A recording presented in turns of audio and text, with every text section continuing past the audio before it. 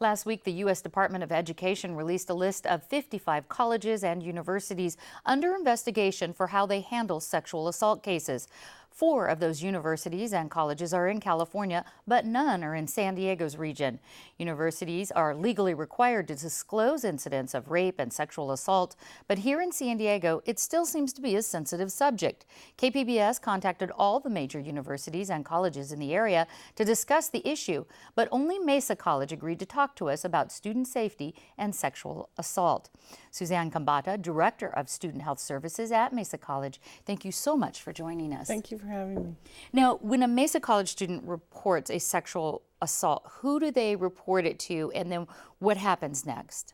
Sometimes the students come directly to Student Health Services. Certainly different if it's an off-campus incident or an on-campus incident, but we treat them the same. Immediately we take them into our care.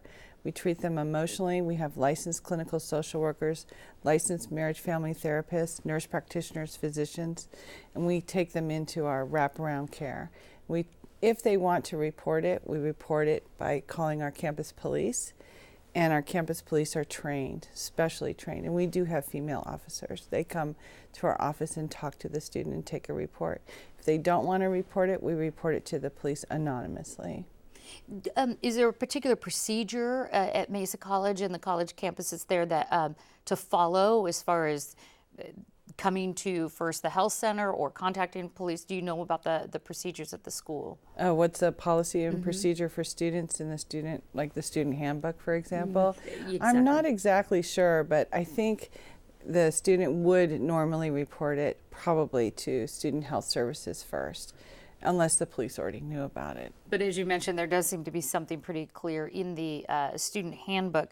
I believe so. I understand that Mesa College campus has a very low number of sexual assault cases that have been reported. How many in the last year, if you can tell me, and why do you think those cases are rare? I've been at Mesa College now for about 9 years, almost 10. I've never heard of a campus assault on our campus, but a few students, maybe 2 in the last 9 years, have reported to us that they were sexually assaulted off campus. Is there any particular reason why you think it may be lower than other places? I think that it's underreported. That's my guess. We're working on stigma reduction. That's a huge problem. A lot of those victims, many of those victims think it's their fault. They think that they caused it in some way, or they're not sure of what the true definition is. And so it's our job to get that information out there and get legal rights information out there. I know you say you've seen very few cases on campus, but in general, do you see that alcohol is typically involved? Alcohol is definitely the #1 date rape drug.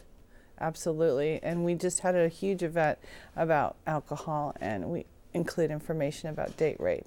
It's extremely important, and then the woman feels like it's her fault, and it's not. It's not your fault. Men are not supposed to assault you when you're drunk. Tell us about some of the programs in place at Mesa College to curb sexual assault and violence on campus. Well, first of all, we have one-to-one medical care. We have a physician, we have nurse practitioners and RNs in our office. And so as a provider, whether you're there for a cold, whether you're there for a hurt knee, we're going to ask you about that. We're going to ask you if anything has happened. Also, we have peer educators. Our students work in our office and are educated by our therapists, and they go out and talk to other students. And that's when we find out all the good information. And that's the best way to spread information on our campus.